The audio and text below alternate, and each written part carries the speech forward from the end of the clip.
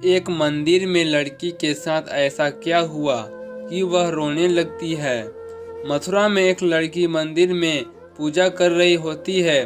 तभी एक लड़की तेजी से भागते हुए मंदिर की सीढ़ी चढ़कर आ रही होती है और चिल्लाती हुई कहती है कि राधा राधा, तुम्हें यह पूजा अभी समाप्त करनी होगी। दादी माँ आ रही है। पता नहीं उन्हें कैसे पता चल गया कि तुम मंदिर में सुहागन वाली पूजा कर रही हो, इसलिए तुम्हें यह पूजा अभी ही समाप्त करनी पड़ेगी। दादी माँ ने बहुत डांट पड़ने वाली है तुम्हें। मगर राधा का ध्यान सिर्फ पूजा पर ही था। तभी मंदिर में दादी माँ आ जाती है और राधा कहती है कि दादी माँ, राधा अभी के अभी इस पूजा को खत्म कर और चल मेरे साथ, बहुत हुआ तेरा खेल। लेकिन राधा दादी माँ की बातों की तरफ कोई ध्यान नहीं देती है और पूजा करती रहती है। दादी माँ को गुस्सा आ जाता है और दादी माँ अपनी छड़ी राधा के ऊपर बरसाने लगती है। राधा को बहुत दर्द होता है, लेकिन जब तक उसकी पूजा खत्म नहीं हो जाती तब तक राधा अपनी आंखें नहीं खोलती।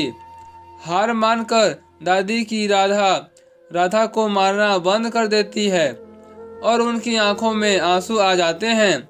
लेकिन तब तक राधा की पूजा भी खत्म हो जाती है और राधा अपनी आंखें खोलती है और उठकर दादी माँ को प्रसाद देते हुए कहती है, राधा, मुस्कुराकर प्रसाद लेते हुए, दादी माँ, मार हम खाते हैं आपके हाथों से और आंसू आपकी आंखों में ही आते हैं। दादी माँ गुस्से से बोली, किस मिट्टी की बनी है तू? क्या तुझे जरा सा भी दर्द नहीं होता है? राधा बोली, चेहरे पर मुस्कुराहट लाते हुए, नहीं, हमें बिल्कुल भी दर्द नहीं होता। जब तक उनका प्यार हमारे साथ है, हमें जरा भी दर्द होने वाला नहीं। दादी माँ राधा का हाथ पकड़ते हुए बोली, किसकी बात कर रही है तू? और तुझे तो यह समझ में नहीं आता कि तू यह सुहागन वाली आखिर किसके लिए करती है? राधा फिर से बोली, दादी माँ से अपना हाथ छुड़ाते हुए, दादी माँ, हम यह पूजा अपने सुहाग के लिए करते हैं, अपने ऋषभ जी के लिए करते हैं। उसी तरह जिस तरह सभी औरत अपने सुहाग के लिए पूजा करती हैं, हम भी अपने ऋषभ के लिए यह पूजा करते हैं। दादी माँ गुस्सा करते हुए कहती है, कौन से सुहाग की बात कर रही है तू? क्योंकि तुझे तो कहीं भी तेरा सुहाग नजर नहीं आता। कहाँ है तेरा सुहाग? कहाँ है तेरा पति जिसके लिए यह तू पूजा करती है, करवा चौथ का व्रत रखती है? अगर तेरा पति है तो तुझे नजर क्यों नहीं आता? राधा आंखों में आंसू लाते हुए बोली, दादी माँ, हम जानते हैं कि ऋषभ जी अभी हमारे पास नहीं है, लेकिन हमें यकीन है कि एक दिन ऋषभ जी जरूर आएंगे और हमें अपने साथ लेकर जाएंगे। और आप जो हमारी मांग में सिंदूर देख रही हैं, इस बात का सबूत है कि ऋषभ जी हमारे पति हैं। दादी माँ अपने सिर से हाथ मारते हुए कहती है, कैसे समझाऊं इस पागल लड़की को? मांग में सिर्फ सिंदूर लगाने से कोई किसी की सुहागन नहीं बन जाता है। सुहागन बनने के लिए उसके गले में मंगलसूत्र होना जरूरी होता है। अपने सुहाग के लिए 7 फेरे लेना जरूरी होते हैं। क्या तेरे गले में मंगलसूत्र है? क्या तू अपने पति के हाथ 7 फेरे लिए हैं?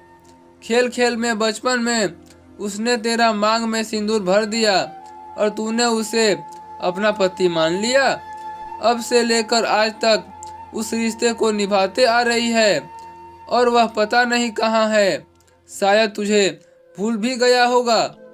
राधा बोली, आंखों में आंसू लाते हुए, हाँ, नहीं है, हमारे गले में मंगलसूत्र नहीं हुए हैं ऋषभ जी के साथ हमारे 7 फेरे। क्योंकि हमारे ऋषभ जी ने हमसे वादा करा था कि जब हमें लेने आएंगे तब पूरी रीति रिवाज के साथ हमसे शादी करेंगे। दादी माँ गुस्से से कहती है कि और तुझे लगता है कि तेरे ऋषभ जी आएंगे? कभी नहीं। अरे उसकी जिंदगी तो कोई और भी आ गई होगी।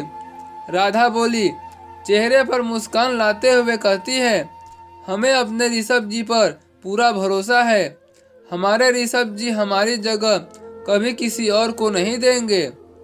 हम मानते हैं कि जब ऋषभ जी ने बचपन में हमारी मांगे में सिंदूर भरा था तब शायद हमें इसका मतलब भी नहीं पता था, लेकिन अब इसका मतलब भी जानते हैं और इस सिंदूर पर हमें भरोसा भी है कि एक दिन हमारे पति हमें लेकर जरूर आएंगे। दादी माँ आप यह सब छोड़ो और प्रसाद खाओ, हमने अपने हाथों से बनाया है। दादी माँ राधा से मुंह फेरते हुए कहती है कि नहीं चाहिए तुझे मुझे, मैं तेरा प्रसाद तुझे ही मुबारक हो। राधा दादी माँ का चेहरा अपनी तरफ करते हुए कहती है, दादी माँ आप कान्हा जी के प्रसाद के लिए मना कर रहे हैं, हमें आपसे यह उम्मीद नहीं थी। कोई बात नहीं, अगर आपको प्रसाद नहीं लेना है तो आखिर कान्हा जी आपसे नाराज हो भी जाएं तो कौन सी बड़ी बात है। और कोई बात नहीं, आप अगर हमारे हाथों का बनाया हुआ प्रसाद नहीं खा सकती। दोस्तों आपको इस कहानी से क्या शिक्षा मिलती है कमेंट बॉक्स में ज़रूर बताइएगा। चैनल पर पहली बार आए हैं तो चैनल को लाइक से सब्सक्राइब जरूर कीजिए। फिर मिलते हैं एक नए इंटरेस्टिंग स्टोरी के साथ।